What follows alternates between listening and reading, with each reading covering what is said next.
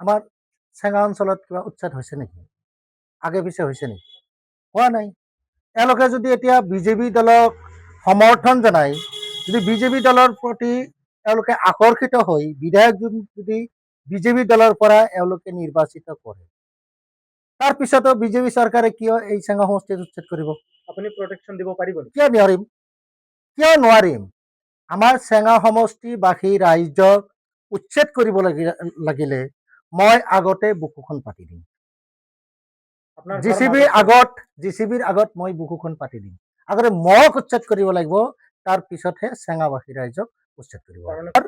চৰঞ্চলৰ আলপতি কাছুমাৰা মণ্ডলৰ অন্তৰ্গত মাজচৰত মোৰ ঘৰ। গতিকে চৰঞ্চলৰ মানুহৰ যিখিনি অভাৱ অভিযোগ, এওঁলোকে যিমানবোৰ অভাৱৰ কাৰণত এওঁলোকে বিগত দিনত আছে, এতিয়া চাওক মই যিখিনি মাটিত বসবাস কৰি আছো, এই মাটিখিনিৰ পাত্তা মই আজিলৈকে পোৱা নাই।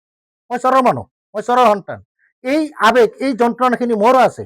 গৰাখহনীয়াৰ কবলত পৰি আমাৰ চৰাঞ্চলৰ মানুহ এতিয়া এই বছৰ ইয়াতে আছে, অইন এটা বছৰ তাতে নাথাকে।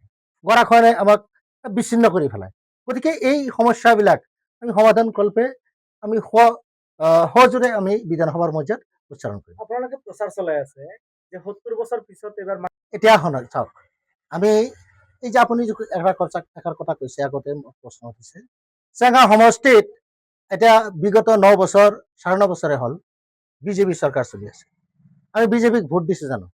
দিয়া নাই। আমাৰ বিজেপি চৰকাৰক আমি ভোট দিয়া নাই।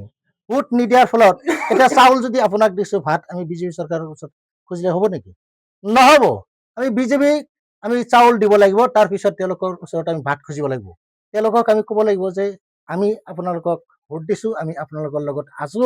গতিকে চৰাঞ্চলৰ যিটো সমস্যা, মৌলিক সমস্যা, যে আমাৰ চৰাঞ্চলৰ মাটিৰ পাট্টা লাগিবই, গৰাখহনীয়া ৰোধ কৰিবই লাগিব, ৰাস্তা ঘাটৰ সুব্যৱস্থা কৰিবই লাগিব, স্কুল কলেজত যিবিলাক অভাৱ অভিযোগ আছে, এইবিলাক অভাৱ অভিযোগ আপোনালোকে মোচন কৰিবই লাগিব।